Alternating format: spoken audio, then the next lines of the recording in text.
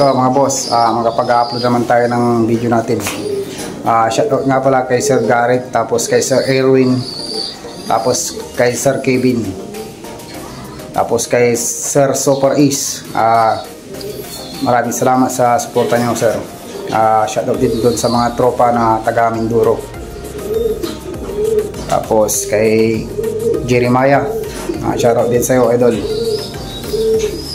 Ngayon, loading ng quad, NLFC first lap ng Panris, pero may dalawa lang tayong bala. Papadala na din natin yung panglaban natin ng PPC. Bali bigla ang bitaw, tapos pangalawang training pa lang sa truck. Unang training nila sa akin kasi sinampa ko sila ng San Nicolas, okay naman uwi. Kaya ngayon binibigla ko, pag naisampa ko ng isang beses, magpapaliban ako ng ilang km bago ko ulit sampa. Bali sasampa ko na lang ng backnotan. Ang distance ng huling sampa ko sa truck tapos itong backnotan nasa 55 to 60 kilometers yung pagitan. Sinasanay ko yung ibon na pag magaling na mag-ikot yung ibon o magronda pag malakas na ang baga. Karon din kasi ako mag-training. Ang unang tos ko lagi pag sa training ko nasa 30 to 40 km, depende kung maganda ang panahon. Ito rin yung mga tinraining ko nung nakalaang video na in-upload ko. Actually wala namang nawala, kompleto naman. Bali gumaling na din yung may pilay sa akin. Isang paa na lang yung pagagalingin ko, bali dalawang paa yung nagali sa kanya. Bali ito mga boss, papakita ko rin yung paglaban ko ng BBC, tapos yung mga magulang din nila na naka-pairing. Sabihin ko kung anong mga magulang nila na naka-pairing. Ito na mga boss. Ito yung panglaban ko na isa, bali of color. Ito naman hindi to lead rebel. Bali ang nanay nito anak ni Angel 60, bali apo ni Angel 60 ito. Tapos naka-cross sa Houston. Bali pinaglimlim ko na dahil ito pasaway, para may motivation siya.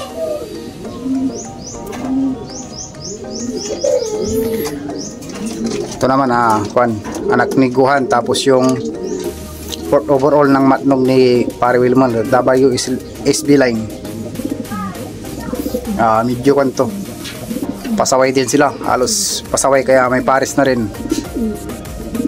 Ito naman yung isa, anak ni Bulldozer, bali pulling winner na rin to.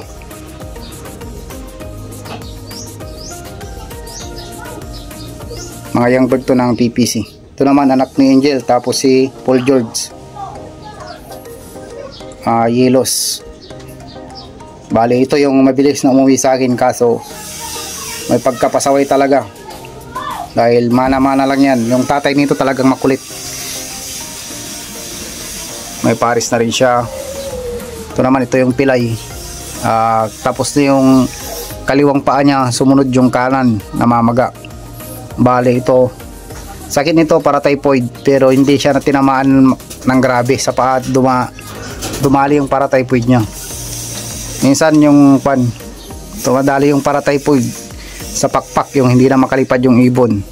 Yun yung sakit ng ibon. Ito naman sa paa, namaga, pero ngayon okay na. Isang paa na lang yung may maga pa. Bali ganito talaga yung pagkuhan ko dito, pag-asikaso. May kanya-kanya silang teritoryo pag nag-umpisa na ang training. Ito naman sa pinakababa, ito red devil, siya yung pinaka bata. Hinabol ko lang to.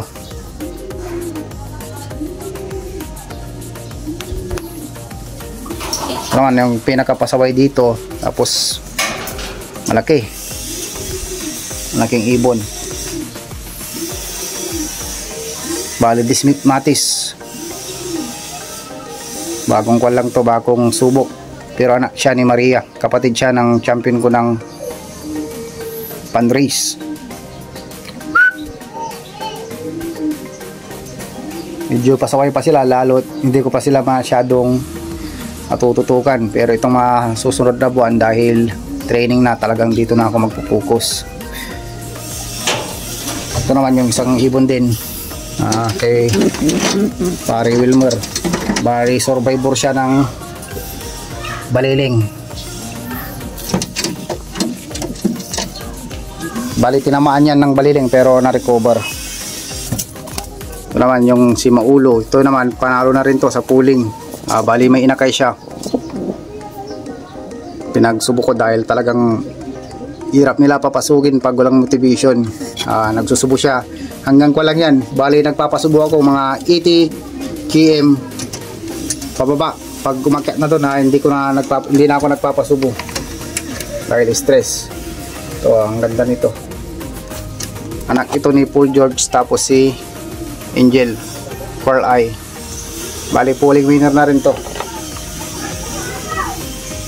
Kaganda lang dito, ang ganda yung hubog ng katawan, pero makulit. Medyo kondisyon na kondisyon siya. Tingnan yung ilong namumuti.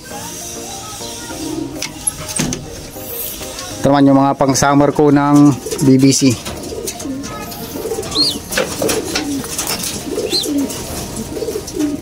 Ito sila.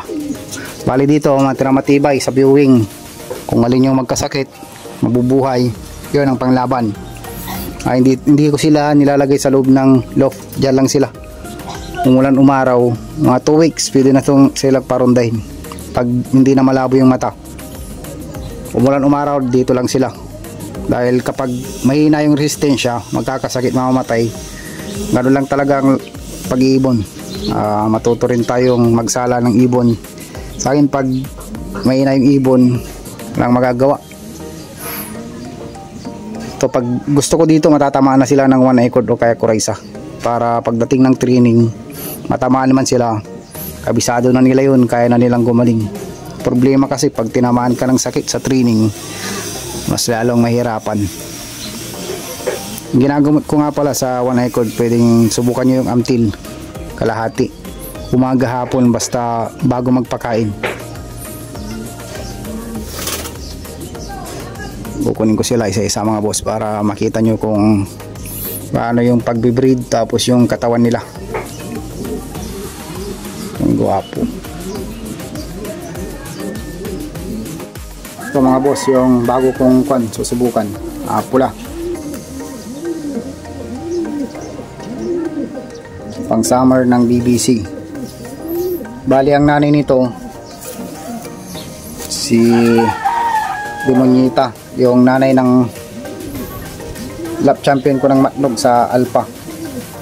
Tapos second overall yung humakot din sa Alpha. Ang tatay naman nito pula, cross ng Florison tapos Angel. Florison ang tatay nito, tapos Crackpit ito. Bali dalawa ito. Kagandahan dito sa pulang to, yung pakpak niya itim, hindi siya yung maputi, medyo dark. Possible hen. Ito naman yung kanya ni Smith, possible hen din. Bali pareho lang. Ito naman yung pakpak niya medyo puti. Ito yung mga pakpak na madaling magnisnis. Ito bali 4 days na sila dito sa taas. Ganda pa rin ng katawan. Bali hindi na sila nag-full pack. Bali yung pag-feeding ko mga palabaw mga boss, hindi po ako nagwa 1D8 kapag ganito mga bata. Bibigyan ko ng konti sa umaga para may lulusawin maghapon. Tapos ipo-full pack ko ng hapon. Kung alin yung hindi natunawan, pag sobrang busog tapos hindi natunawan ng umaga, hindi na yung kakain sa kinaumagahan. Bali hapon na siya kakain. Kayo lang diskarte ko mga boss, lalo-lalo yung mga newbie, para may matutunan din kayo kahit pa paano. Magsishare din ako. Ganun ang ginagawa ko. Kunti lang sa umaga, sa hapon medyo dadamihan ko. Pag hindi natunawan, hindi ko papakainin. Huwag nyo munang bibigyan ng gamot na pampalusaw pag hindi pa nalusawan, dahil hindi nyo naman alam na over talaga yung feeding ninyo. Wala siyang problema. Pag 2 araw na hindi pa nalulusawan o kaya 1 araw hindi pa nalusawan, yun ang may problema. Doon yung natulungan ng gamot. Boss, Black Devil, ganda ng buto, lapad. Ganda pa ng mata, parang magpo-pearl eye pag tumanda. Bali ang tatay, ang sungong. Ang nanay naman, yung Black Devil, yung producer ko ng mga winner. Ito. Possible Hakak. Ang gandang lapad. Bali may kapatid to. Ko rin alam kung alin na dun dahil checkered eh. Kapag off color talagang makakakuha ng kon. Ito naman orange, bali anak ito ni Red Devil, tapos si Volta. Bali may ate na to na champion ko ng North, ganito rin, orange din. Maganda naman katawan, malalapad, possible hen.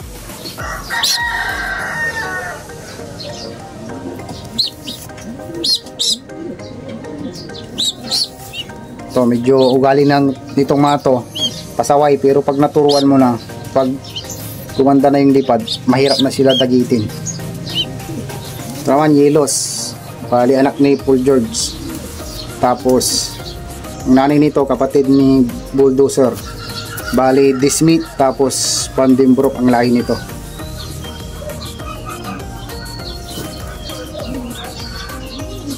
Puro one piece. Gandang ibon, possible kak. Ito yung gusto ko, sana maging hen. Gusto ko magkaroon ng breeder na ganito, yung hen. Ganda ng mga buto. Ito naman, bago ang nanay nito sa akin, bari Basra yung nanay niya, bagong subok. Tapos ang tatay niya si 2332, yung winner ko ng pooling ng Bamban. Tapos ang tatay nun si Totoy, bali apo ito ni Totoy. 25% Vandenbroek, 25% Crack 52, 50% Basra sunog.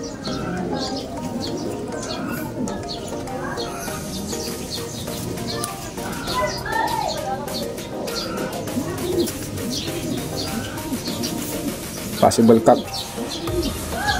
Bali pare-pareho daw sila ng katawan. Malalapad tong mga to, pero magagaang. Ito anak ng overall MacArthur.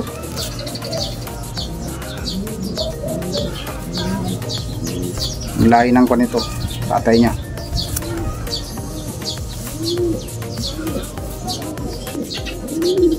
Ganda lang mga boss.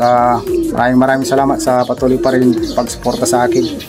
Bali ganun lang pag ibon, happy lang. Yung mga katawan ng mga ibon ko, yung mga nagtatanong ba't magaang tapos malapad, sa pagkain na din siguro, tapos pagbibigay ng gamot, vitamins. Yung mga ibon ko talaga gusto ko malapad pero magaang. Hindi ko gusto yung katawan na sobrang bigat, dahil pag kuwan na kasi, medyo malayo na, maagang tutukod kapag mabigat yung ibon. Kaya lang ginagawa ko mga boss, gusto ko yung magaan talaga na ibon, pero punong-puno yung dibdib, punong-puno ng laman, magiging muscle. Ito mga boss, bali ito yung mga Nismith. Ito yung mga kapatid, hindi off color, dahil ang pag-pairing ko off color yung isa hindi. Tapos sa akin, kahit blue bar naglalabas ng checkered, ganun po yung kwan. Sila dyan lalabas na, dahil hindi ko sila isisilong mamaya. Dito na, pag maulanan sila, pero lalabas sila doon sa landing board. Pag naulanan, walang magagawa. Kung magkakasipon, kung gagaling, mas maganda. Pag mamamatay din sila, wala ding magagawa. Ganun talaga eh. Hindi din dito alagaan ng may sakit na ibon, kaya mas maganda yung talagang ganito.